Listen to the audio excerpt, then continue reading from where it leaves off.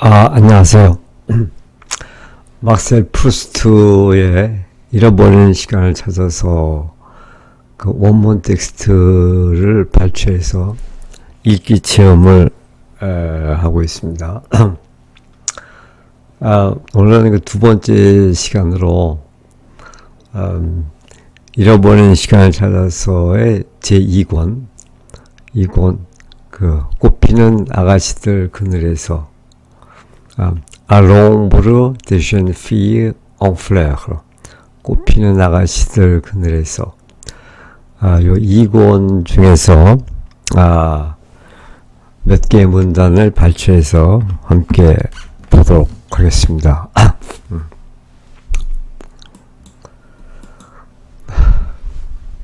자, 요 2권 꽃피는 아가씨들 그늘에서는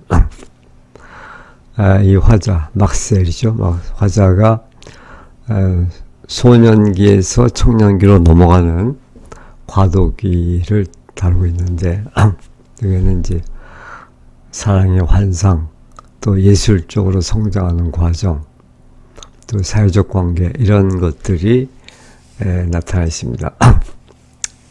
이 작품은 1919년 콩쿠르상을 수상해서 프루스트에게 명성을 안겨준 그런 작품이기도 합니다.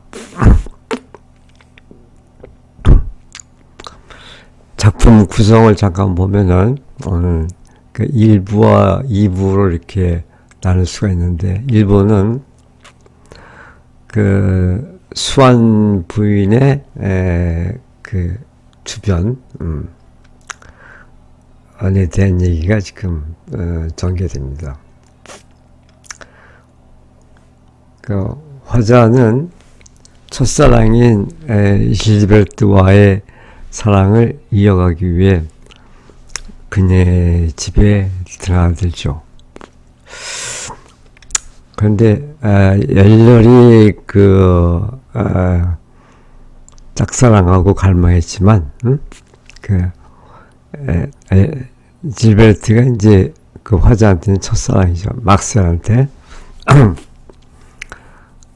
그녀의 실제를 소유하게 되면서 느끼는 권태와 집착을 통해 사랑은 상대의 실제의 모습이 아니라 나의 환상이 만든 산물임을 깨닫게 되죠.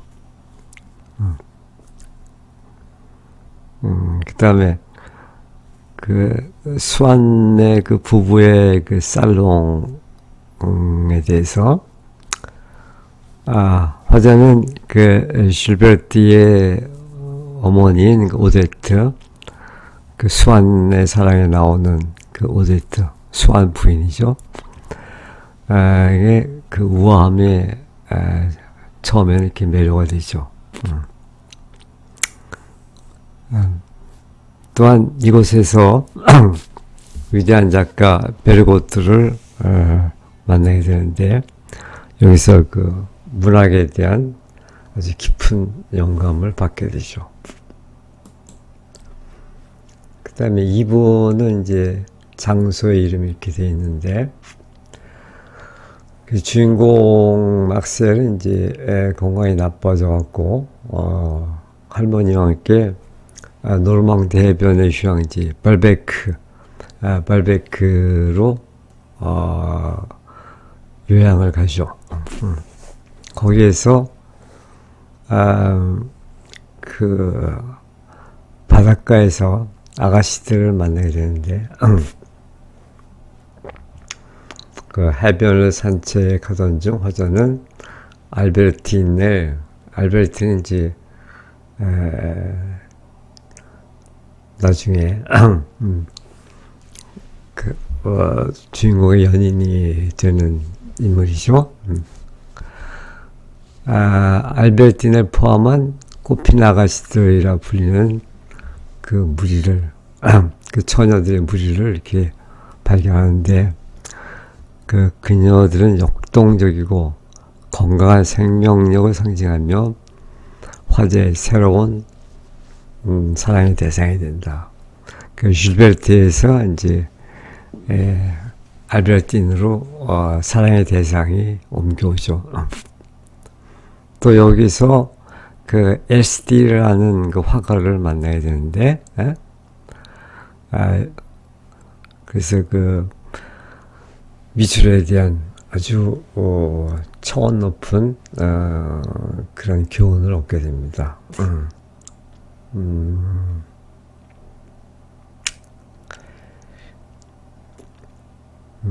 그리고 또 한 가지 에피소드는 이제 그 할머니 친구인 빌바르치 부인을 통해 귀족사의 인물 로베르트 생루, 샤를리스 남작 등과 그 인연을 맺게 되죠. 그래서 이제 사교계에 발을 들여놓을 그럴 준비를 하게 되죠. 자, 이러한 내용들이 지금 이 권에 나와 있습니다. 자, 그러면 이제 발췌문을 하나씩 보도록 하겠습니다. 자, 첫 번째로 보게 되는 이 발췌문은 그 발베크의 그 바다를 나타내는 건데, 그 바다에 대해서 지금 얘기하는 거죠. 자, 먼저 번역문을 한번 읽겠습니다. 바다는 결코 한결같지 않았다. 매일 바다는 새로운 구경거리, 한 번도 본 적 없는 푸른색이나 회색의 새로운 뉘앙스를 우리에게 선사했다. 바다는 고유한 의지를 가지고 있는 살아있는 실체처럼 보였고, 시간과 빛에 따라 얼굴을 바꾸었다. 나는 우리가 세상을 보는 시각이 단편적이며 끊임없이 흐르는 실제 스냅사진만을 포착할 뿐이라는 것을, 그리고 오직 예술만이 이 덧없는 것들을 고정시켜 우리에게 그 비밀스러운 의미를 전달할 수 있다는 것을 깨달았다.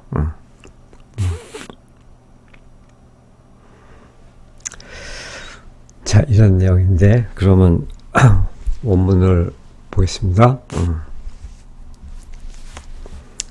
La mer n'était jamais la même.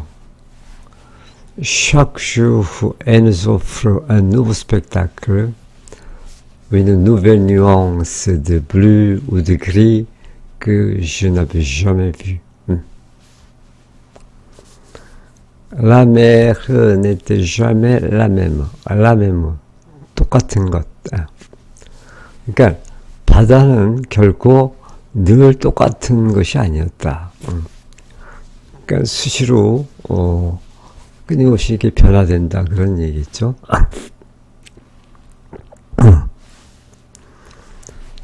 Chaque jour, elle nous offre un nouveau spectacle.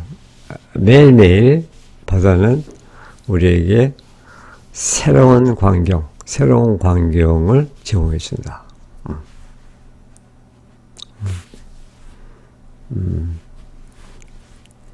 그러니까 볼 때마다 새롭다는 거죠. Une nouvelle nuance de bleu ou de gris. 그 푸른색과 회색의 그 어떤 그 뉘앙스, 아주 미묘한 차이의 미묘한 느낌, 그 새로운 뉘앙스를 우리에게 보여준다. 어떤 새로운 뉘앙스냐면은 그 je n'avais jamais vu, 내가 결코 보지 못했던 그런 새로운 뉘앙스, 푸른색과 회색의 새로운 뉘앙스를 보여준다. 바다는 결코 한결같지 않았다. 매일 바다는 새로운 구경거리, 새로운 광경, 한 번도 본 적 없는 푸른색이나 회색의 새로운 뉘앙스를 우리에게 선사했다. Elle me semblait être une substance vivante. 바다는 나에게 살아있는 실체인 것처럼 보였다. 살아있는 실체. substance. 뭐 물질, 실체 그런 뜻인데. 어떤 살아있는 실체냐면 doué d'une volonté propre. volonté propre. 그 자신의 의지. 그 자신의 의지를 부여받은 스스로 어떤 의지를 갖고 있는 것 같은 그런 실체다 이 말이죠. changeant de visage selon l'heure et la lumière. 시간과 그 빛에 따라서 그 얼굴 모습을 바꾸는, 시간과 빛에 따라 그 얼굴 모습을 변화시키는 그런 실체다. 바다는 고유한 의지를 가지고, 이게 가짜 이렇게 썼지, 가지고 있는 살아있는 실체처럼 보였고, 시간과 빛에 따라 얼굴을 바꿨다. Je comprenais que notre vision du monde est fragmentaire. 나는 깨달았다. 뭐를? Notre vision du monde. 우리가 세계에 대해서 갖는 그 시각, 우리가 세계를 바라보는 것은 fragmentaire, 아주 단편적인, 불완전한, 편협적인 그런 뜻이죠.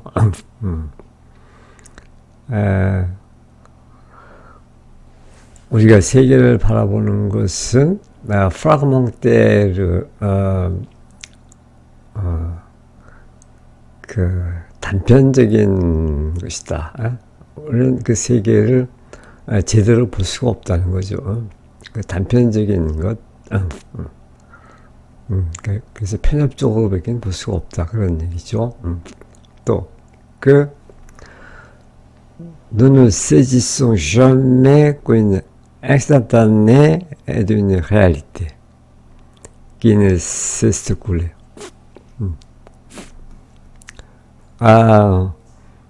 그 느끄죠. 우리는 결코 그 이하만을 포착할 뿐이다. saisir. 뭐를? instantanée d'une réalité. 그 실제, réalité. 어떤 실체의 그 instantané는 어떤 순간적인 순간성, 순간적인 모습 그런데 그래서 여기서는 그 스냅 사진이라고 이렇게 번역을 했습니다. 스냅 사진. 그래서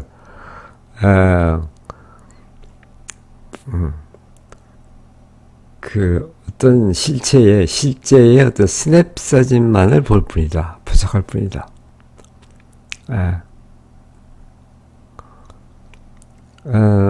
근데 그 실제라는 것은 기네세스쿨에 끊임없이 흐르는 건데, 실제는 끊임없이 흐르는 건데, 끊임없이 흐르기를 멈추지 않는, 끊임없이 흐르는 그 실제의 어떤 스냅 사진, 한 단편만을 우리는 포착할 뿐이다. 그렇죠. Et que l'art seul peut fixer cette efficacité pour nous en livrer le sang secret. 그래서 l'art seul, 오직 예술만이 peut fixer, 그를 고정시킬 수 있다. cette efficacité, 이러한 그 덧없음, 이러한 그 끊임없이 달아나는 그런 이런 덧없는 대상을 고정시킬 수 있다. 뭐 하려고? Pour nous un livre le sens secret.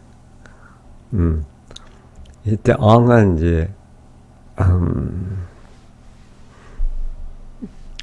그 순간적인 모습이겠죠. 에스타타네겠죠. 스냅사진.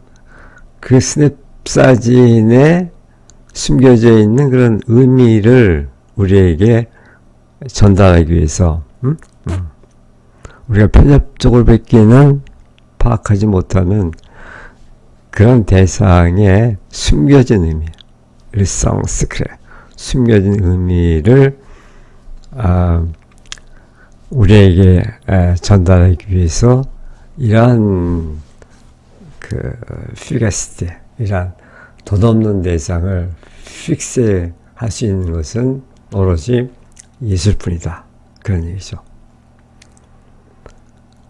나는 우리가 세상을 보는 시각이 단편적이며 끊임없이 흐르는 실제의 스냅사진만을 포착할 뿐이라는 것. 또 그리고 오직 예술만이 이 덧없는 것들, 피가시테를 이렇게 한 거죠. 덧없는 것들을 고정시켜 우리에게 그 비밀스러운 의미를 전달할 수 있다는 것을 깨달았다. 그러니까 우리가 현실에서 보는 그 대상과 예술작품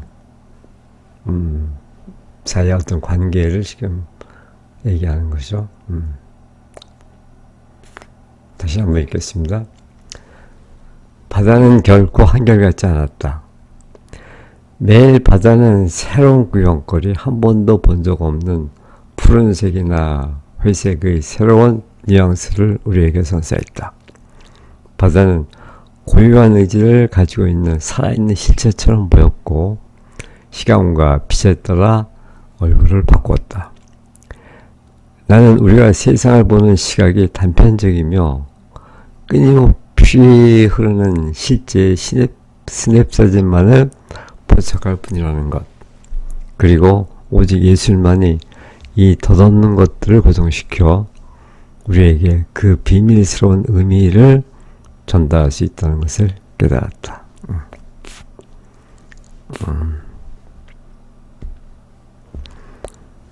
그러니까 진실 혹은 진리 이런 것은 예술작품을 통해서만 파악할 수 있다 이런 얘기가 되겠네요.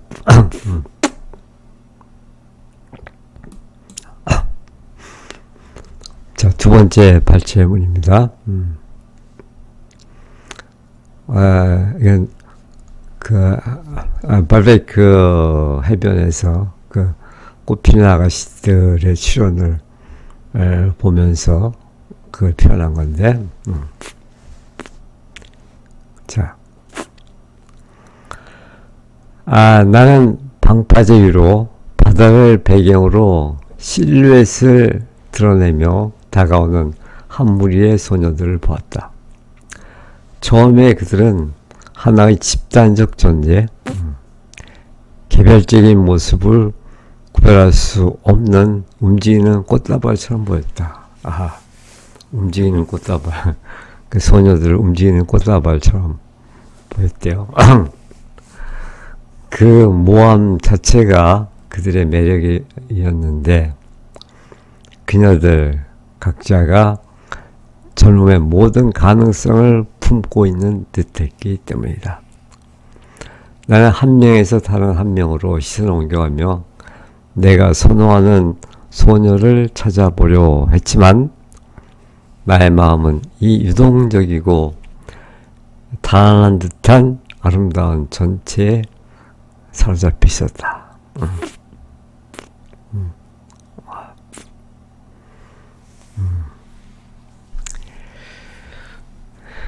자, 그러니까 처음으로 이 주인공이 바닷가에서 그 아름다운 발랄한 그 소녀들의 모습을 보면서 느낀 건데, 원문 보겠습니다. Je vis s'avancer sur la digue une petite bande d'adolescentes. 아, 자, 나는 보았다. s'avance, 다가오다. sur la digue. digue는 여기서 이제 방파제, 뭐, 뚝, 제방, 뭐 이런 뜻인데, 방파제라고 보시죠. 방파제 위로, 뭐가? une petite bande. 그러니까, 작은 무리. 작은 무리의, 아돌레성이 이제 청년인데, 아돌레성, 여자들이기 때문에 아돌레성트 이렇게 여성으로 했죠. 그래서 그냥 이게 소녀들이라고 이렇게 번역했습니다. 그러니까 한 무리의 한 작은 무리의 그 소녀들이 방파제 위로 다가오는 것을 보았다. dont les silhouettes se détachaient sur la mer. 원래 détache는 뭐 떼어내는 건데, 그러니까 스스로를 떼어내니까 이렇게 드러나는 거죠. 드러나는 거지. 그래서 그 소녀들의 실루엣, 그 소녀들의 실루엣이 바다 위로 드러났다. 나는 방파제 위로 바다를 배경으로 실루엣을 드러내며 다가오는 한 무리의 소녀들을 보았다. Elles me parurent d'abord n'être qu'une entité collective. 그러니까 처음에는 그녀들이 뭐뭐처럼 보였다. paraître죠. parure. 느크. 단지 하나의 어떤 집단적인 실체, 그 집단적 존재. 그러니까 그 소녀들 하나하나가 이렇게 보이는 게 아니라 그 한 무리의 소녀들을 전체적으로 이렇게 보는 것이죠. 그래서 집단적 존재.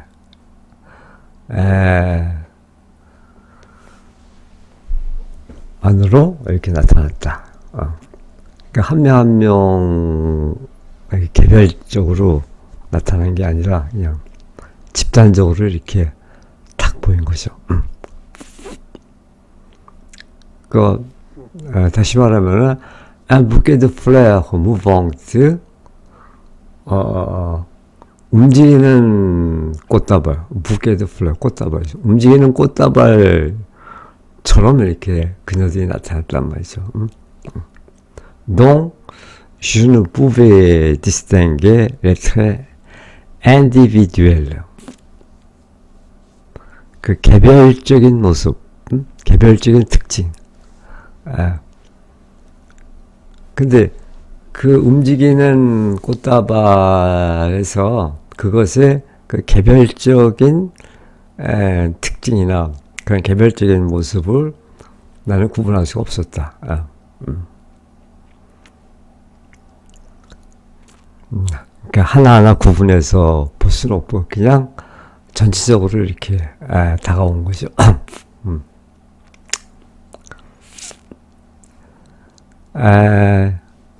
처음에 그들은 하나의 개별적, 집단적 존재, 즉 개별적인 모습을 구별할 수 없는 움직이는 꽃다발처럼 보였다. C'était cette indétermination même qui faisait leur charme. 이건 새끼의 강조 구문인데, faisait leur charme. 그들의 매력을 만드는 것은, 지역을 하면, 이러한, 이 indétermination은 어떤 미확정, 불명확, 확정되지 않은 것, 애매한 것, 모호한 것. 그러니까 이게 집단으로 이렇게 뭉쳐 있으니까는 그것이 하나하나 분명히 드러나는 게 아니죠. 그래서 적당한 그런 번역어가 없어서 그냥 모함이라고 했는데, 그래서 모호함 그 자체였다. 그러니까 분명히 파악할 수 없는 그것이 오히려 그 소녀들의 무리를 더 매력적이게 만들었다, 그런 얘기겠죠. 그 모함 자체가 그들의 매력이었는데, 왜냐하면 chacune d'elles semblait contenir toutes les possibilités de la jeunesse. 그녀들 하나하나는, 각자는 semblait contenir, 마치 뭐를 내포하고 있는 것 같았다. contenir, 뭐를 toutes les possibilités de la jeunesse, 그 젊음의 모든 가능성, 청춘의 모든 가능성을 지니고 있는 듯이 보였다.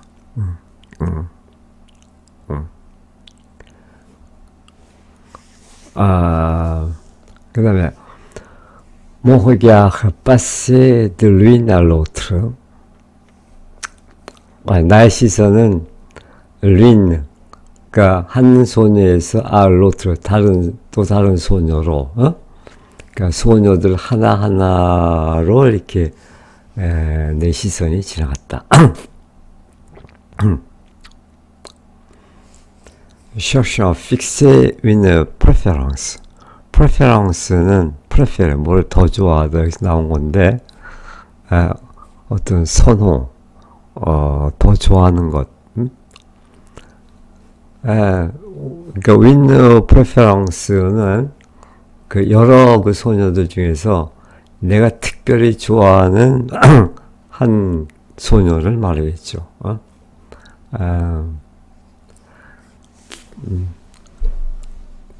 그래서 누가 제일 내 마음에 드는가를 픽스, 이렇게 찾아보는 거죠. cherchant à fixer. 그래서 나는 한 명에서 다른 한 명으로 시선을 옮겨가며 내가 선호하는 소녀를 찾아보려 했죠. 네, 그러나 mon cœur était captivé par l'ensemble de cette beauté fluide et fuyante. 그러나 내 마음은, 내 가슴은 captive, 사로잡혔다. 뭐에? L'ensemble de cette beauté fluide et fuyante. 이 아름다움.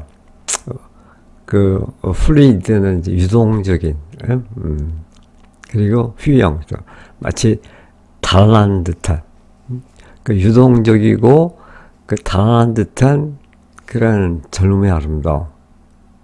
그 전체, l'ensemble, 그 전체에 사로잡혔다. 그러니까 내가 선호하는 소녀를 찾아보려 했지만 그렇게 하지 못하고, 나의 마음은 이 유동적이고 플루이드하고 달아난 듯한 fuyante, 일단 그 아름다움 전체에 사로잡혀 있었다.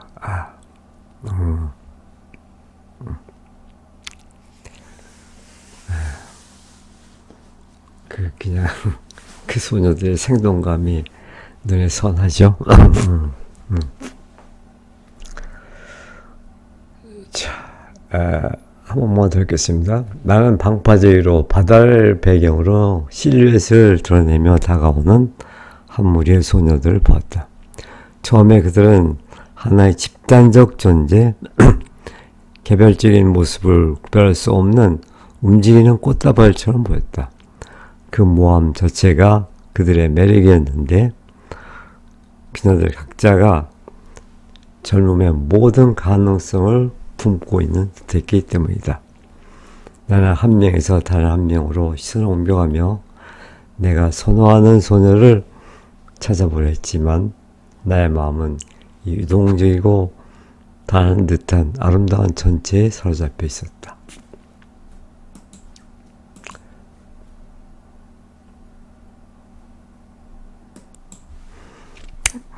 자, 세 번째 발췌문입니다. 청춘의 왕국이라는데 이 한 무리의 그 소녀들의 그 왕국을 지금 얘기하는 거죠.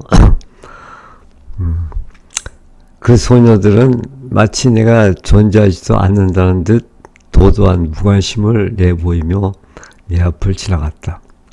그들의 웃음소리, 모래 위에서의 놀이, 그들만의 유다감은 내가 그 열쇠를 갖지 못한 그들의 왕국에서 나를 배제시켰다.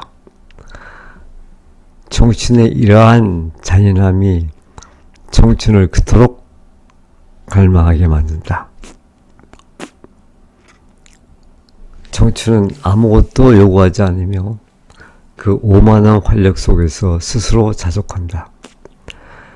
내가 알 수 없는 언어를 쓰지만 그 날갯짓만으로 우리를 매혹하는 바다새를 바라보듯 나는 그네들을 바라보았다.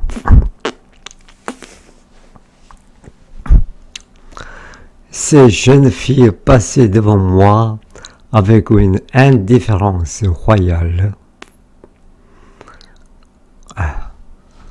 이 소녀들은 내 앞을 지나갔다. Avec une indifférence royale. royal 뭐 왕국의 뭐 이런 뜻인데 여기서는 그 indifférence royale 어떤 감히 넘볼 수 없는 그런 그 도도한 그런 무관심 indifférence. 나 같은 건 전혀 안중에도 없다는 듯이 그런 무관심을 가지고 내 앞을 지나갔다. 그 소녀들은 마치 내가 존재하지도 않는다는 듯 도도한 무관심을 내보이며 내 앞을 지나갔다. Comme si je n'existais pas. 내가 존재하지도 않는 것처럼.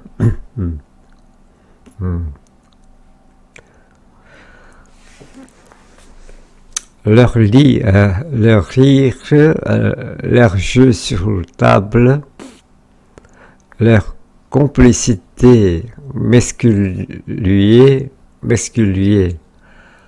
d'un royaume dont je ne possédais pas la clé. 그 소녀들의 웃음소리, 또 leur jeu sur le sable, 그 모래밭 위에서 그들이 놀이하는 것, complicité, 어떤 연대감, 뭐 공범, 그러니까 그들만의 그런 어떤 연대감이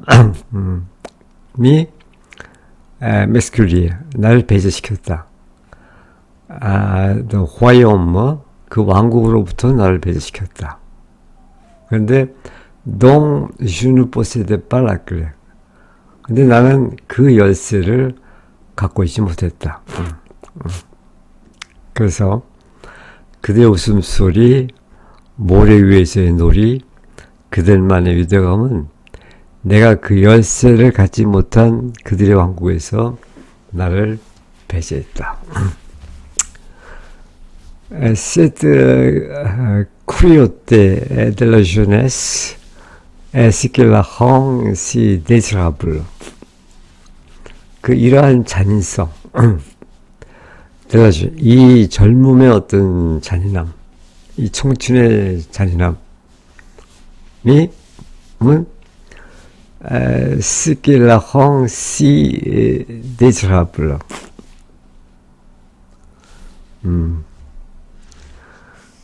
이때 라는 la jeunesse, 그 젊음이겠죠. 그 젊음을 si désirable, 바람직하게, 열망하게, 갈망하게. 그러니까 내가 그토록 그것을 갈망하도록 만들었다.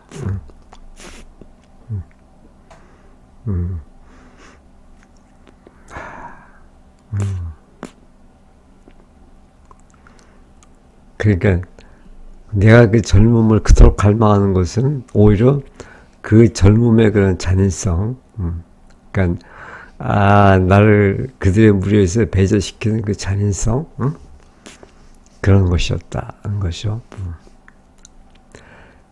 Elle ne demande rien. 그 젊음은, la jeunesse, 젊음은 아무것도 요구하지 않는다. Elle se suffit à elle-même. 그 자체로 만족한다. 그 자체로 자족한다. Donc son insolente vitalité.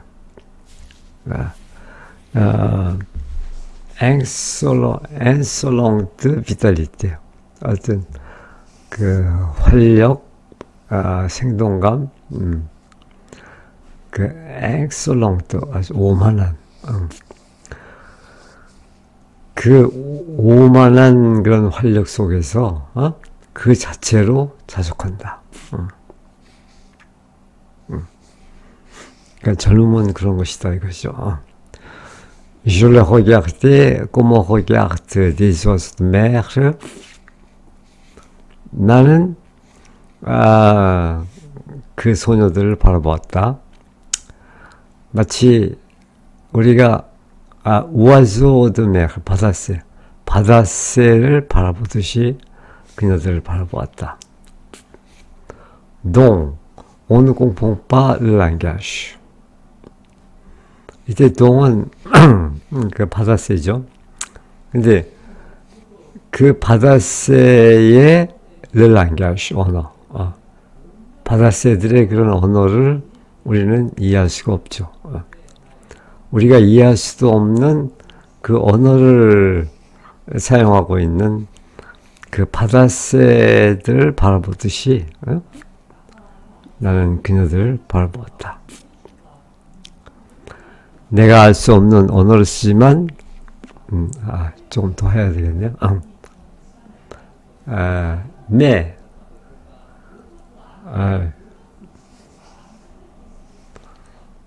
그 언어를, 그들의 언어를 내가 이해할 수 없지만, mais dont le vol, 그 새들의 그런 vol, 비상. 여기서 그냥 날개짓이라고 번역했는데,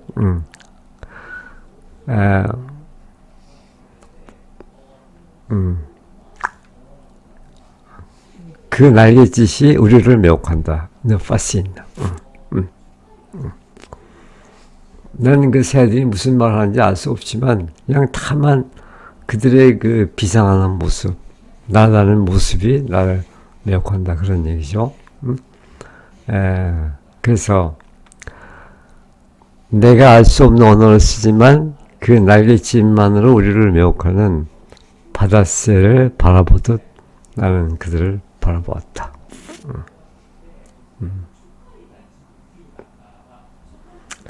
자,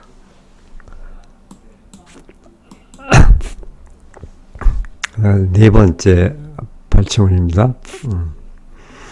이제 알베르티나와의 그 첫 만남을 묘사하는 건데, 내가 자전거 타는 그 젊은 소녀의 눈안에 담긴 것까지 소유하지 못한다면, 이 자전거 타는 젊은 소녀는 물론 알베르티나를 말하는 건데, 그 알베르티나가 그녀의 그 눈에 담긴 것, 그녀가 보는 모든 것을 말하겠죠. 까지 내가 소유하지 못한다면 그녀를 진정으로 소유할 수 없으리라는 것을 나는 알고 있다.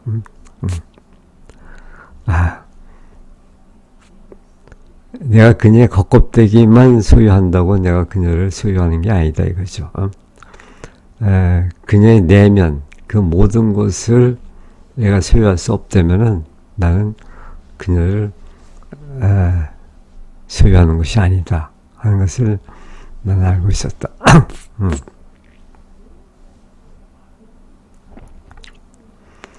결국 나에게 욕망을 불러일으킨 것은 그녀의 삶 전체였다. 그 욕망이 실현 불가능하다는 것을 느꼈기에 그것은 고통스러운 욕망이었으나 그 순간까지 내 삶이 갑자기 나의 전부이기를 멈추었기에 그것은 나를 도취시키는 욕망이었다. 말이 조금 어려운데 그 순간까지 내 삶이 갑자기 나의 전부이기를 멈추었기에 그러니까 이전까지는 내가 살아온 곳이 내 삶의 전부다라고 이렇게 생각하고 있었는데 갑자기 그런 생각을 멈추게 됐다는 거죠. 그것이 나를 도취시키는 욕망이었다. 그러니까 이 좁은 울타리에 갇혀있던 내가 아니라 그 울타리를 벗어나서 더 넓은 그런 세계가 있다는 것을 내가 깨달았기 때문에 그것이 나를 도취시키는 욕망이 되었다. 그런 얘기인데 자, 원문 보겠습니다. Je savais que je ne posséderais pas cette jeune cycliste. 난 알고 있었다. 내가 이 젊은 시클리스트를 소유할 수 없다는 것을 소유하는 게 아니라는 것을 나는 깨달았다. 시클리스트, 이제 그 자전거 타는 사람을 시클리스트라고 그러죠. 그러니까 이 알베르티니가 이제 이 젊은 알베르티니가 자전거를 타고서 그 바닷가를 돌아다니고 그랬죠.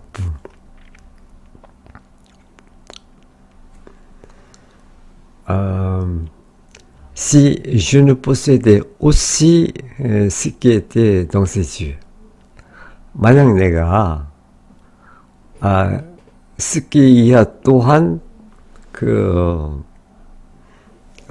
소유하지 않는다면 뭘 스키에테 덩세주 그녀의 눈에 비친 것 그녀의 눈 안에 들어온 그 모든 것 그것까지도 내가 소유할 수 없다면은 나는 그녀를 소유한 게 아니다 이거죠.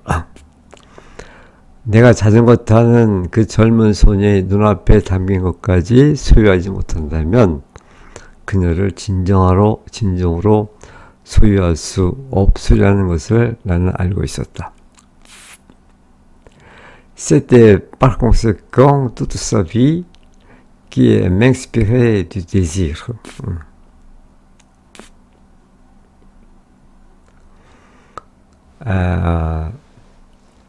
이것도 역시 세끼의 어떤 강조 구문인데 그것은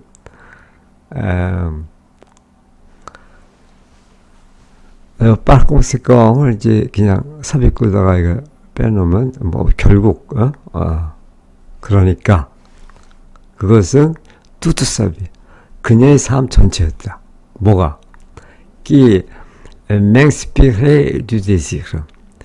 나의 욕망을 나로 하여금 욕망을 불러일으키게 하는 것은 그녀의 삶 전부였다. 결국 나에게 욕망을 불러일으킨 것은 그녀의 삶 전체였다.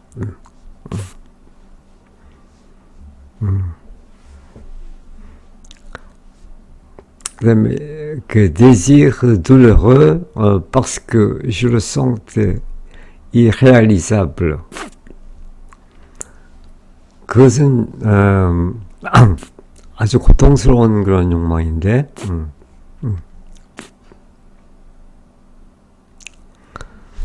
왜냐하면 parce que je le sentais irréalisable, réalisable, 실현할 수 없는, 그것이 실현할 수 없다는 것을 내가 느꼈기 때문에, 그것은 고통스러운 욕망이었고, 그렇죠. 그녀의 삶 전체를 내가 어떻게 가질 수가 있겠어요?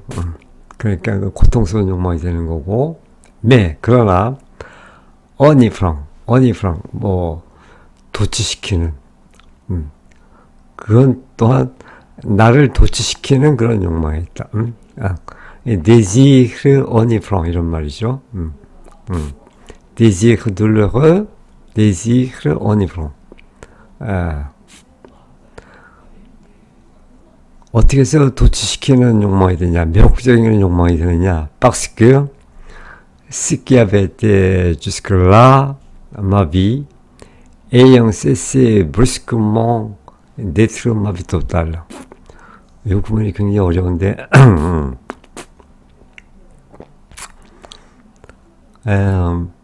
parce que 다음에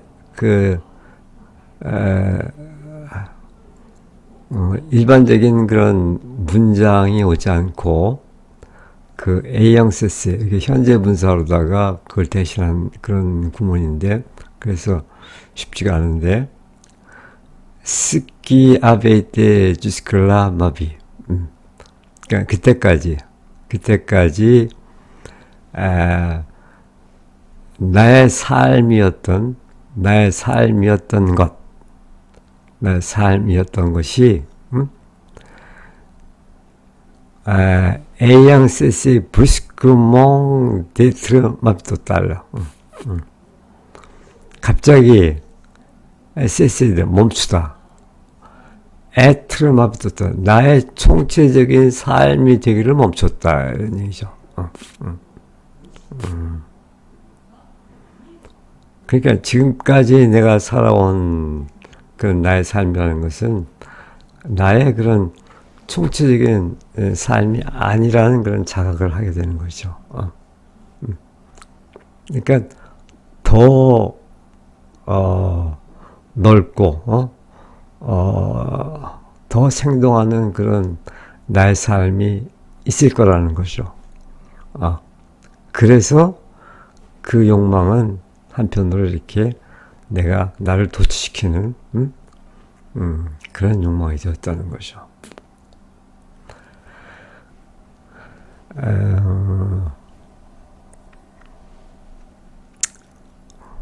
여기 이 완료분사 효과 요 A형 세스, 이것이 이제 그 절을 대신하는 그런 건데, 프루스트는 여기서 정형동사 대신 분사 구문을 이용하여 문장의 흐름을 멈추지 않고 길게 이어간다. 이는 화자가 느끼는 심리적 충격이 논리적인 판단을 거치기 전 감각적으로 한꺼번에 쏟아져 들어오고 있음을 문장 구도로 형성한 것이다. 굉장히 어려운 이야기죠.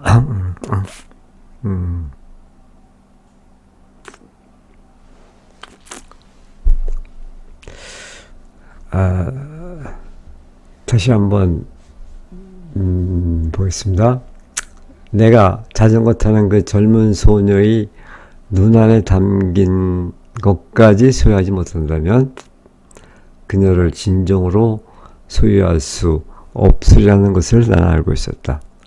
결국 나에게 욕망을 불러일으킨 것은 그녀의 삶 전체였다. 그 욕망이 실현 불가능하다는 것을 느꼈기에 고통스러운 욕망이었으나 그 순간까지 내 삶이 갑자기 나의 전부이기를 멈추었기에 그것은 나를 도취시키는 욕망이었다.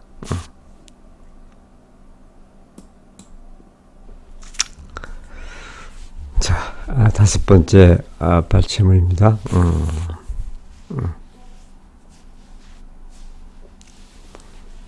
여기서 이제 그 알베르티느의 다양한 모습을 지금 얘기하는 건데, 나는 알베르틴이 하나의 단일한 존재가 아니라 그녀가 웃느냐 토라져 있느냐 아니면 나를 다정하게 바라보느냐에 따라 매번 달라지는 순간들의 연속. 단일한 존재가 아니라 순간들의 연속이다 이 말이죠. 잇따라 나타나는 서로 다른 상태들의 연속임을 깨달았다. 그러니까 한 인간은 고정되어 있는 단일한 존재가 아니라는 거죠. 매 순간 새롭게 이렇게 나타나는 거죠. 우리는 한 사람을 사랑한다고 믿지만 사실 우리는 매 순간 변하는 덧없는 이미지 하나만을 사랑할 뿐이다. 어떤 상대방의 하나의 모습만을 사랑한다 이거죠. 매일매일 나는 아침 햇살 속에서 새로 태어난 이방인을 만나듯 그녀를 다시 알아가야 했다. 아주 멋진 표현이네. 매일매일 나는 아침 햇살 속에서 새롭게 태어나는 이방인을 만나듯. 그래서 이방이라는 번역가 썩 그렇게 내키지 않는데, 에트랑제의 흐르노벨, 그러니까 처음 만나니까는 좀 낯설죠. 그러니까 새롭게 나타나는 그런 낯선 모습을 이렇게 표현한 겁니다. 존재의 이러한 다양성이 나의 질투를 그토록 활발하게 만들었고 휴식을 그토록 불가능하게 만드는 것이었다. 이런 변화무쌍함 때문에 내가 더 질투하게 되고 또 휴식조차도 불가능한 상태에 빠지게 되었다는 그런 얘기죠. 원문 보겠습니다. Je compris qu'Albertine n'était pas un être unique. comprendre의 단순 과거 시제죠. 나는 알베르티니가 단 하나의 존재가 아니라는 것, 단일한 존재가 아니라는 것을 깨달았다. 그럼 뭐냐? mais une suite de moments. 순간들의 연속. 연속되는 매 순간들. 또 다시 말하면 une succession d'états différents. 서로 다른 상태의 어떤 연속. selon qu'elle rit, qu'elle boudait ou qu'elle me regardait avec tendresse. 그러니까 뭐에 따라서 달라지냐 하면은 elle riait, 그녀가 웃던지, 혹은 qu'elle boudait, boudai는 뭐 토라지다 이런 뜻인데 그녀가 토라진다든지, ou qu'elle me regardait avec tendresse, 다정하게 나를 바라본다든지, 이런 것에 따라서 매번 달라지는 그런 그녀의 상태의 연속, 그것이 이제 한 인간의 진짜 모습이다 이거죠. 그래서 그녀가 웃느냐 토라져 있느냐 아니면 나를 다정하게 바라보느냐에 따라 매번 달라지는 순간들의 연속, 이따 나타나는 서로 다른 상태의 연속임을 깨달았다. 그렇죠.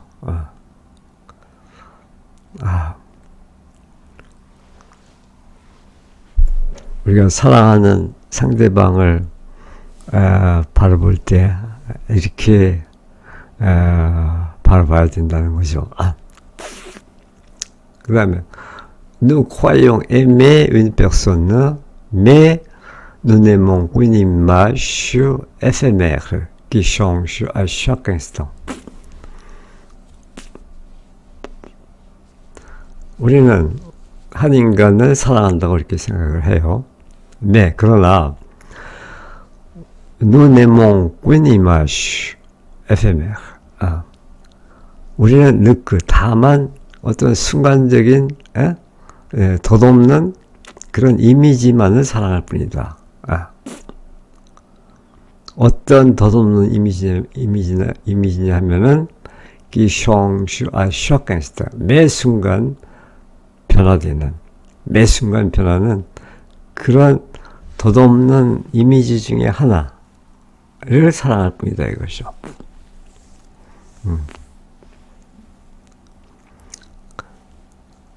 우리는 한 사람을 사랑한다고 믿지만 사실 우리는 매 순간 변하는 덧없는 이미지 하나만을 사랑할 뿐이다.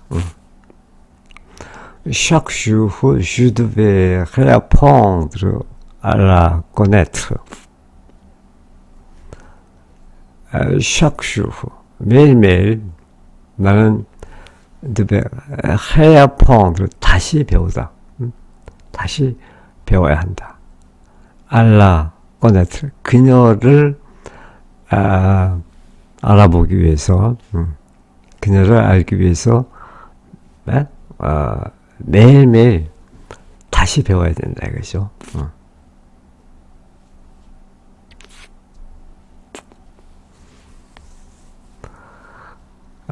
어떻게? Comme si elle était une étrangère nouvelle née de la lumière du matin. 마치 그녀가 그 아침 햇살, la lumière du matin, 아침 햇살에 그 새로 태어난 이방인인 것처럼. 매일매일 나는 아침 햇살 속에서 새로 태어난 이방인을 만나듯 그녀를 알아가야 했다. Cette multiplicité de lettres est ce qui rend la jalousie si active et le repos si impossible. 이러한 그런 multiplicity, 다양성, 이런 다양성, 한 인간이 보여주는 이런 다양성, multiplicité de lettres, 어떤 존재의 다양성은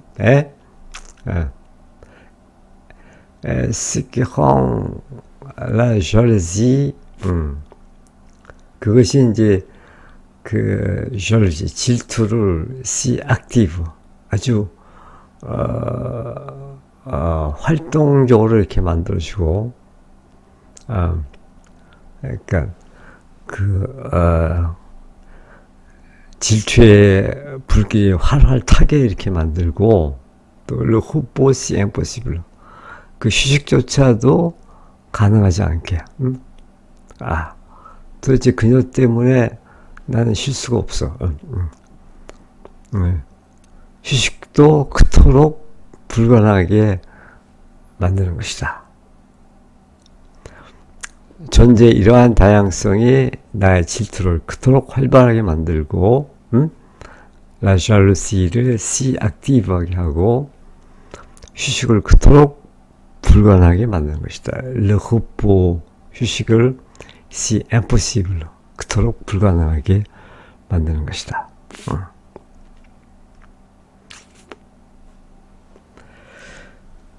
자, 그 다음에 6번째로 넘어가겠습니다.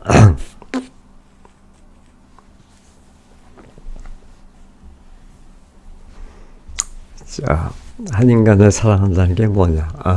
사랑의 탄생, 미지의 세계에 대한 갈망. 우리는 단지 한 여인을 사랑하는 것이 아니라 그녀를 통해 우리가 아직 알지 못하는 풍경 전체, 그 그녀를 둘러싼 그 풍경 전체, 그 세계 전체를 사랑하는 것이다.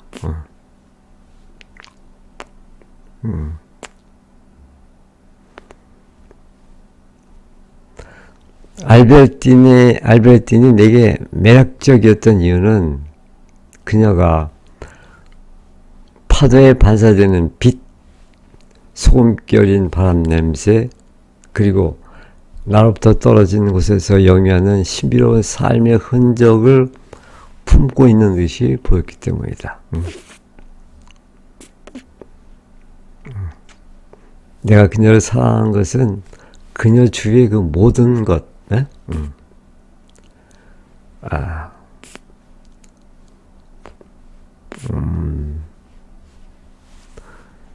그녀가 영위하는 신비로운 삶의 흔적, 이런 것까지 다 포함해서 우리는 사랑하는 것이다, 이런 얘기죠. 사랑한다는 것은 상대방이 간직하고 있는 그 보이지 않는 세계를 소유하고 싶어하는 것이다. 상대방이 간직하고 있는 그 보이지 않는 세계를 소유하고 싶어하는 것이다. 사랑의 고통스러운 힘과 가슴 미어지는 아름다움을 부여하는 것은 바로 이 미지에 대한 만족할 줄 모르는 호기심이다. 자, 어떤 사랑의 깊이에 대해서 얘기하는 것 같죠? 자, 원문 보겠습니다. On n'aime pas seulement une femme. 우리는 다만 한 여인을 사랑하는 게 아니다. On aime à travers elle tout un paysage. 그녀를 통해서 à travers elle tout un paysage. 그녀 주위의 모든 풍경을 우리는 사랑하는 것이다. 풍경 전체. 또 tout un monde que l'on ne connaît pas encore. 우리가 아직 알지 못하는 그 세계 전체, 세계 전체를 사랑하는 것이다. Albertine m'attirait parce qu'elle semblait porter en elle le reflet des vagues, l'odeur du vent salé et le mystère de vie qui menait loin de moi.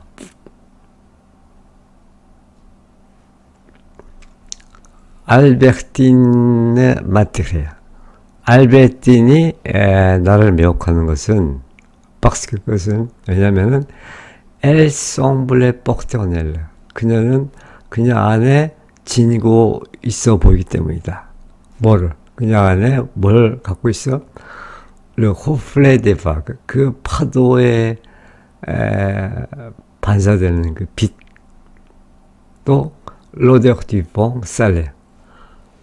그 솜기 어린 그 바람의 향기, 바닷바람이죠. 바닷바람의 향기. Et le mystère de vie, 그 삶의 어떤 신비, 그 신비스러운 삶. 어떤 신비스러운 삶? Qu'elle menait loin de moi. 그녀가 나로부터 멀리 떨어져 영위하고 있는 그런 신비로운 삶. 이러한 것들을 그녀 안에 지니고 있어 보이기 때문에 그녀가 이렇게 매력적인 것이다. 알베르틴이 내게 매력적이었던 이유는 그녀가 파도에 반사되는 빛, 소금결인 바다 냄새, 그리고 나로부터 떨어진 곳에서 영위하는 신비로운 삶의 흔적들을 품고 있는 듯이 보였기 때문이다.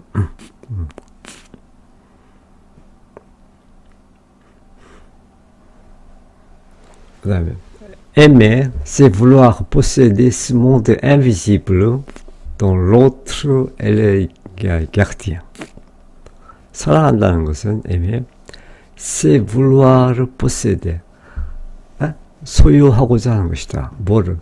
Ce monde invisible, 이 보이지 않는 세계. 어떤 보이지 않는 세계? dont l'autre est le gardien. l'autre, 다른 사람은 이제 사랑하는 상대방이겠죠. 그 상대방이 르갸흐딩, 그러니까 그 보호하는 사람이죠. 지키는 사람. 그러니까 상대방의 보호자가 되는, 말하자면 상대방이 보호하고 있는 그 보이지 않는 그 세계를 소유하고자 하는 것이다. 사랑한다는 것은 상대방이 간직하고 있는 그 보이지 않는 세계를 소유하고 싶어 하는 것이다. C'est cette curiosité insatiable pour l'inconnu qui donne à l'amour sa force douloureuse et sa beauté déchirante. 이것이 새끼 구문인데, 끼한 것은 바로 insatiable, 지칠 줄, 만족할 줄 모르는 그런 호기심. 만족할 줄 모르는 호기심. 뭐에 대한 호기심? 몰랭코니. 그 미지에 대한, 알 수 없는 것에 대한 그 만족할 수 없는 끝없는 그런 그 호기심이다. 뭐가? qui donne à l'amour la force de la ruse. 그 사랑의 그 고통스러운 심과 또 sa beauté déchirante. 고통스러우면서 또 한편으로는 가슴 저미는 그런 아름다움.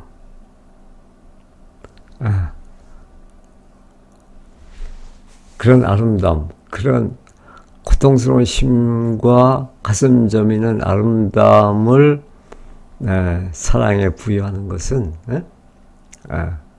바로 그 지칠 줄 모르는 그런 호기심이다. 데시랑트는 뭐 찢긴, 찢어진 뭐 그런 뜻인데요. 그래서 이제 마음이 찢어지는 거니까. 그래서 가슴 미어지는 그런 아름다움. 사보테 데시랑트. 가슴 미어지는 아름다움. 사랑의 고통스러운 힘과 가슴 미어지는 아름다움을 부여하는 것은 바로 이 미지에 대한 만족할 줄 모르는 호기심이다.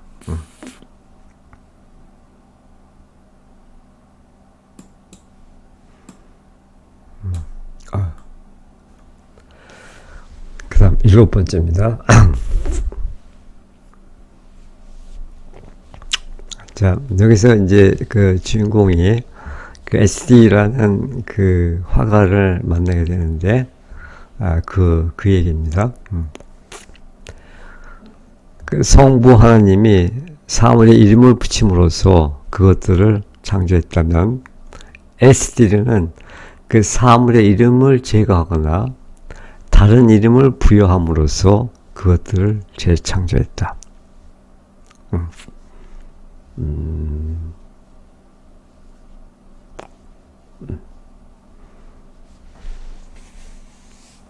자, 이것도 그렇게 쉬운 말은 아닌데, 그러니까 그 언어에 대한 아주 심층적인 그런 사유를 지금 보여주는 건데, 그러니까 하나님이 사물의 이름을 붙임으로써 그것을 창조했다면, 뭐 빛이 있으라 하니까 빛이 생긴 거고, 그런 식이죠. 그런데 오히려 그 화가인 예술가는 SE는 그 사물의 이름을 제거함으로써 아니면 그 다른 이름을 부여함으로써 그것들을 재창조하는 게 예술가다는 거죠. 왜? 이미 고정된 그 이름이 붙어 있는 그 사물은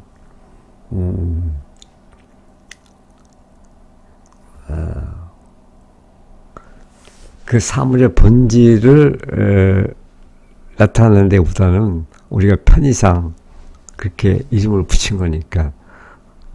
그래서 우리는 그 사물에서 편견을 가질 수밖에 없는데, 그러한 편견으로부터 벗어나기 위해서는 그 이름을 제거하고 다른 이름으로 붙여줘야 된다, 그죠? 그렇게 함으로써 재창조가 가능하다, 그런 얘기죠. 사물을 지칭하는 이름들은 언제나 우리의 진정한 인상과는 무관한 지적 개념에 상응하는 것이며, 그렇죠.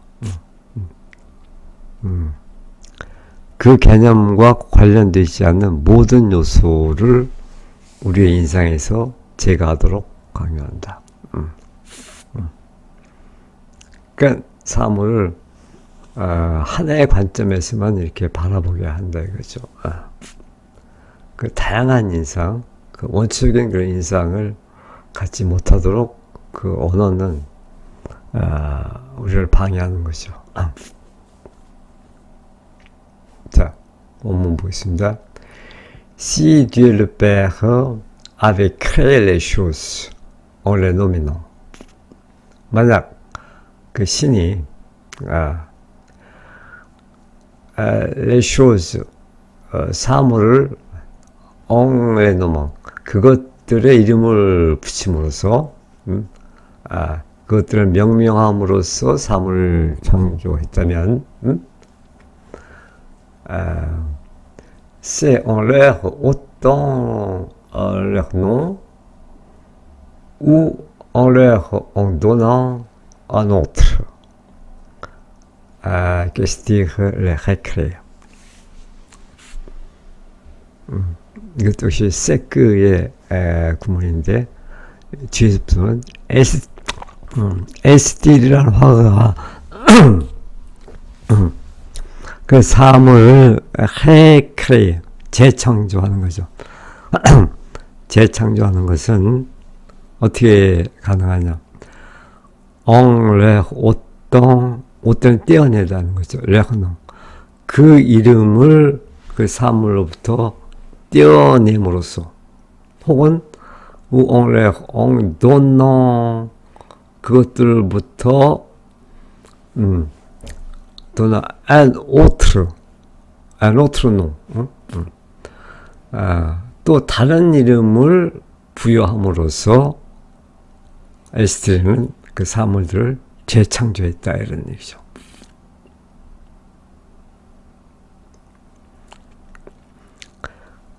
성부 하나님이 사물의 이름을 붙임으로써 그것들을 창조했다면 에스테르는 사물의 이름을 제거하거나 다른 이름을 부여함으로써 그것들을 재창조했다. Les noms qui désignent les choses répondent toujours à une notion de l'intelligence.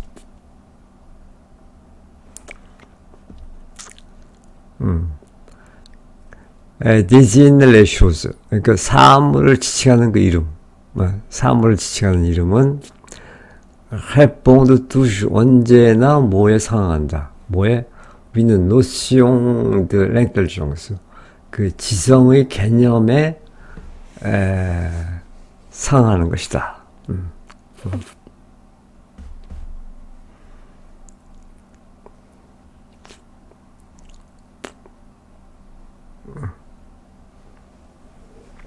자, étrangère à une impression véritable.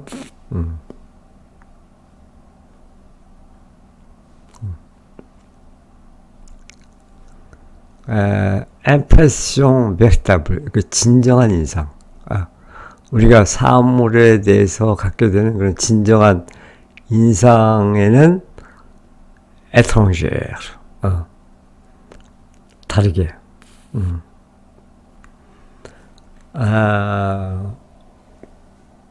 이때 étrange는 뭐, 하여튼 그 인상으로부터,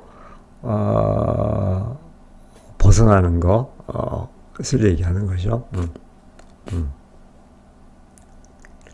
그래서 사물을 지칭하는 이름들은 언제나 우리의 진정한 인상과는 무관한 우리의 진정한 인상과는 étranger, 여기서 무관하다고 이렇게. 근데 무관한 그런 지적 개념, notion, intelligence.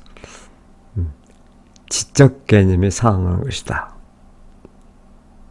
그리고 et qui ne force à éliminer d'elle tout ce qui ne se rapporte pas à cette notion.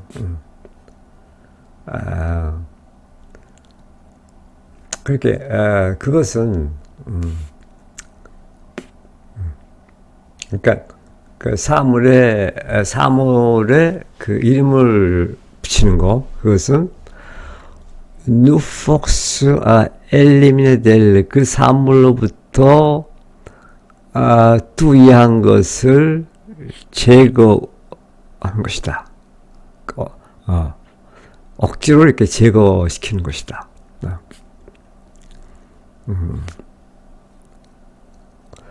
Tout ce qui ne se rapporte pas à cette notion. 그 개념, 그러니까 사물에 붙인 그런 개념, 지적 개념, 그거와 관련되지 않은 거, 관계되지 않는 그 모든 것을 다 제거시키는 거죠. 그러니까 오로지 사물의 그런 한 면만, 지적 개념에 해당하는 그 한 면만을 우리가 보도록 그렇게 강요한단 말이죠. 그 밖에 모든 것들을 다 제거시키는 것이다. 그러니까 언어가 얼마나 우리의 인식을 제한하고 한정시키고 가로막는가 하는 것을 지금 얘기하는 것이죠. 다시 한번 읽겠습니다. 성부 하나님이 사물에 이름을 붙임으로써 그것들을 창조했다면 에스티리는 사물의 이름을 제거하거나 다른 이름을 부여함으로써 그것들을 재창조했다.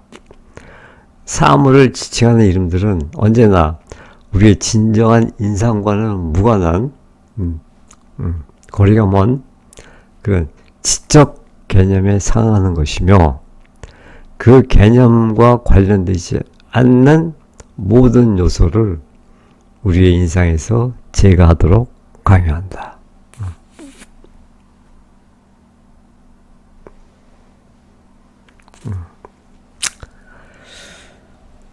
자, 다음으로 넘어갑니다.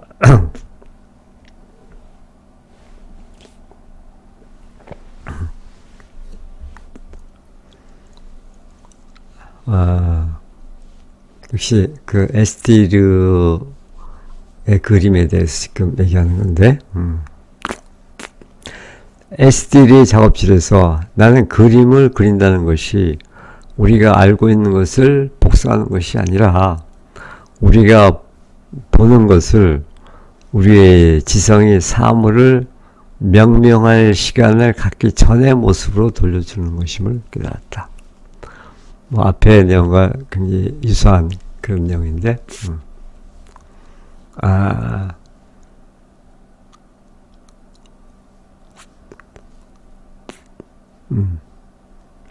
그러니까 우리의 지성이 사물을 명명할 시간을 갖기 전의 모습. 그러니까 어떤 사물이 뭐라고 이렇게 명명되기 전에 사물의 이름을 갖기 전의 모습이겠죠. 그 모습으로 되돌려주는 것이 이제 예술가의 임무다의 그런 얘기겠죠. 그가 바다를 땅의 언어로, 또 땅을 바다의 언어로 그리는 것은 그 경계를 흐트러뜨려 순수한 인상을 되찾으려는 것이다.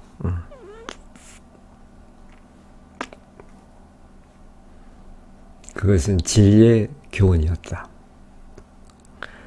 사물의 본질에 도달하기 위해서는 그 이름을 잊어야 하며, 세상의 태초에 벌거벗은 모습으로 우리에게 나타나는 그 순간, 즉 시각의 순결함을 되찾아야 한다는 것이었다. 네. 프루스트 미학의 핵심적인 그런 내용이죠. 자, 오늘 보겠습니다. Chez Estir, 에스티리의 작업실에서 Je compris que 나는 깨달았다. 뭐를? Peindre n'est pas copier ce que l'on sait. 우리가 이미 알고 있는 것을 복사하는 거, 코피해. 카피하는 게 아니다. 그린다는 것은, 그림을 그린다는 것은 우리가 이미 알고 있는 것을 복사하는 게 아니다.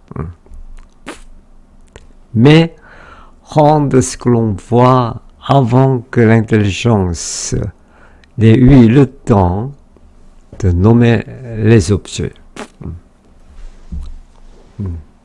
그건 뭐냐? 스크이아를 돌려주는 것이다. 뭐를? avant que 우리가 보는 것, avant que 뭐뭐 하기 전에, avant que l'intelligence n'ait eu le temps, 그 지성이 이제 너는 avant que 때문에 오는 허사죠. l'intelligence n'ait eu le temps de nommer les objets. 어떤 사물에 이름을 붙일 시간을 갖기 이전. 그러니까 우리가 지성으로다가 어떤 사물에 이름을 붙이기 이전에 우리가 보는 것. 그 모습으로다가 사물을 돌려주는 것이다. 그림을 그린다는 것이 우리가 알고 있는 것을 복사하는 것이 아니라 우리가 보는 것을 우리의 지성의 사물을 명명할 시간을 갖기 전의 모습으로 돌려주는 것임을 깨달았다. Il peigne la mer avec le terme de la terre. 에스티르는 바다를 땅의 언어로 그렸고 또 la terre avec le terme de la mer. 또 반대로 땅을 바다의 언어로 그렸다. 왜? Brouillant les frontières pour retrouver l'impression pure. brouiller는 흐트러는 거죠.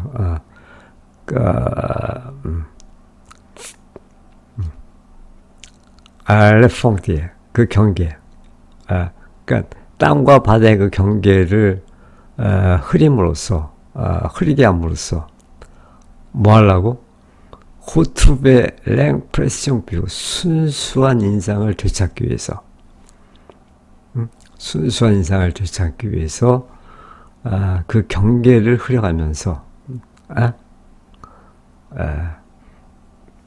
땅을 바다의 언어로, 바다를 땅의 언어로 이렇게 그렸다. 그가 바다를 땅의 언어로, 땅을 바다의 언어로 그리는 것은 그 경계를 흐트러뜨려 순수한 인상을 되찾으려는 것이다. C'était une leçon de vérité. 이것이 바로 그 진리의 교훈이다.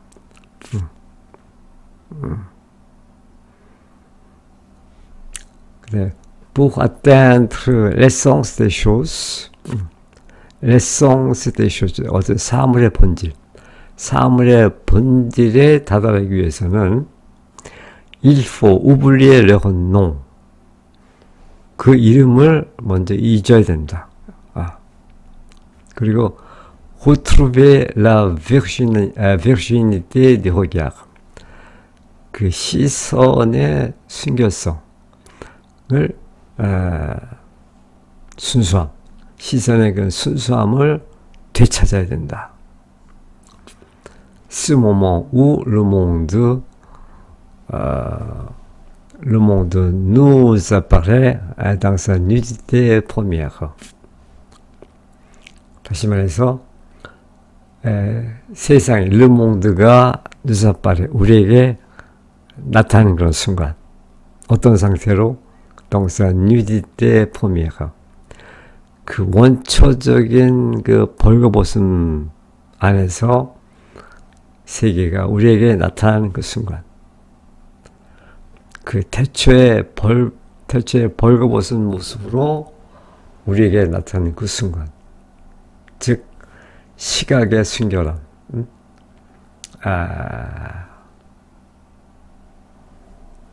la virginité du regard, 시각의 순결함, 그 순수함을 되찾아야 된다. 그래야 우리는 그 사물의 그 본질에 다가갈 수 있다. 그런 얘기죠.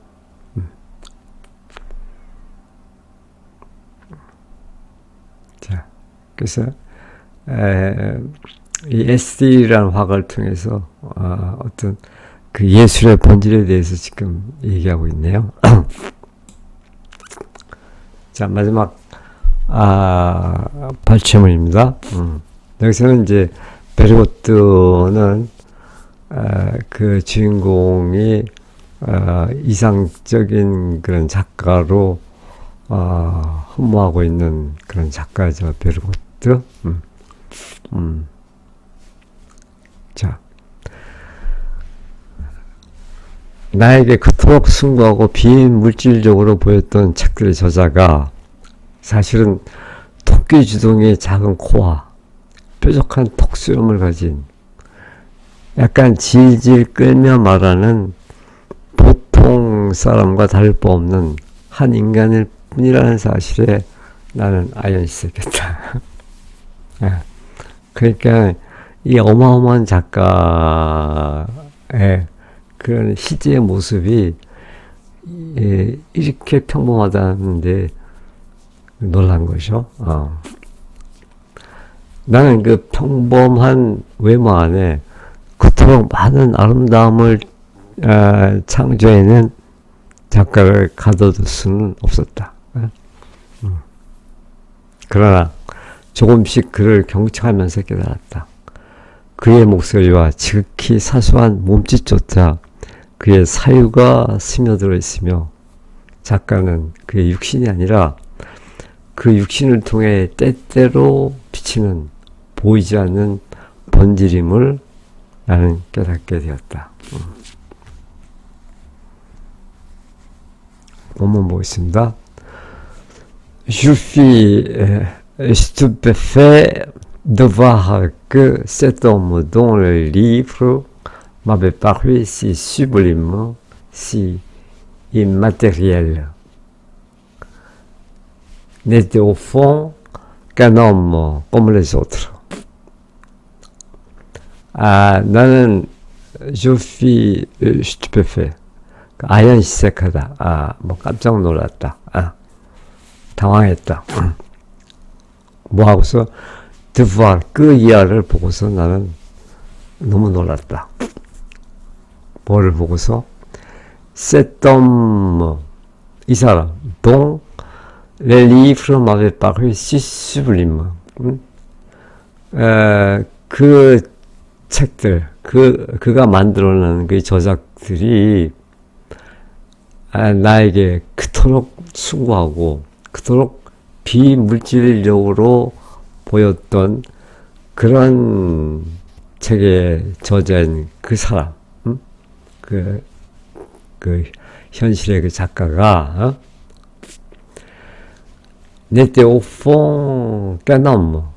그냥 그 바탕에서는 한 인간에 불과했다. 어떤 인간? comme les autres. 다른 사람과 다를 바 없는. 좀 더 구체적으로 avec un petit nez en bec de lièvre. 토끼인데 그 토끼 주둥이에 작은 코가 달린 그런 남자. barbiche pointue. 아주 뾰족한 턱수염. 그리고 parle un peu traînant. 트레네는 질질 끌다는 뜻인데, 그러니까 parle는 말하는 사람이죠. 그러니까 약간 질질 끄는 그런 말투를 가진 그런 남자. 이렇게 다른 사람과 다를 바 없는 그런 평범한 사람인 것에 나는 놀랐다 이것이죠. que je ne pouvais pas faire tenir dans cette apparence médiocre le créateur de tant de beauté.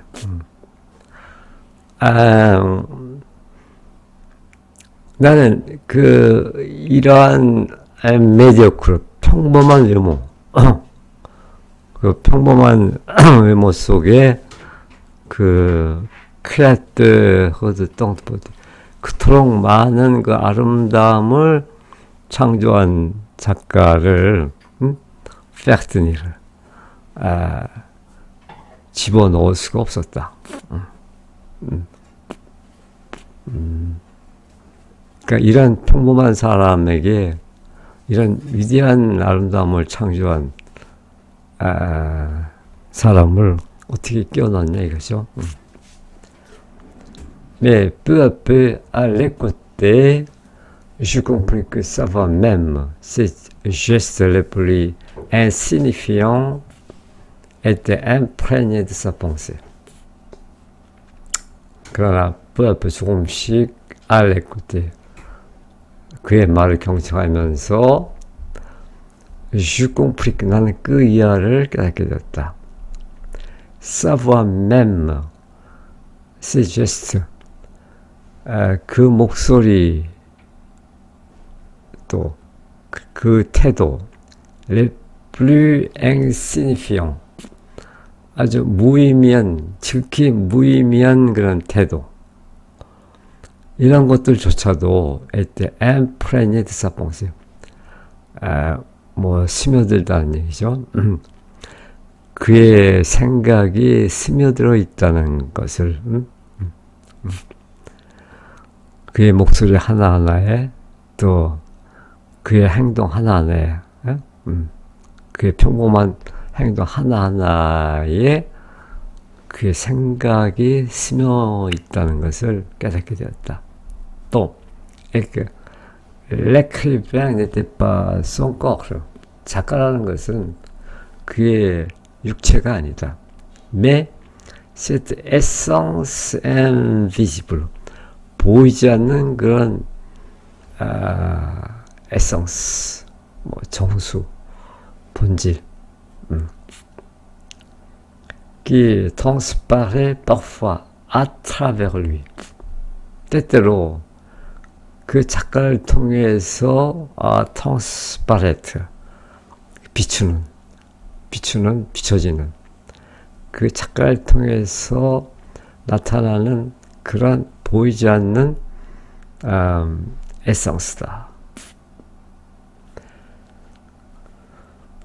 그의 목소리와 지극히 사소한 몸짓조차 그의 사유가 스며들어 있으며 작가는 그의 육신이 아니라 그 육신을 통해 때때로 비치는 보이지 않는 본질임을 나는 깨닫게 되었다.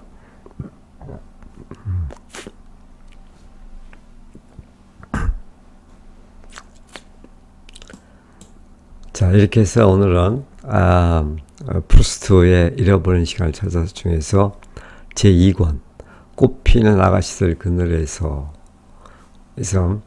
몇 개의 그 인용 문단을 뽑아서 함께 살펴보았습니다. 꽃피는 아가씨들 그늘에서 Allons pour des jeunes filles en fleurs. 꽃피는 아가씨들 그늘에서. 이 아가씨들이라는 번역은 조금 약간 껄믹한데, 꽃피는 처녀들, 꽃피는 소녀들, 꽃피는 소녀들이 어떨까? 어쨌든 우리나라에 번역되어 있는 그 책들을 대체 다 이렇게 번역을 했습니다.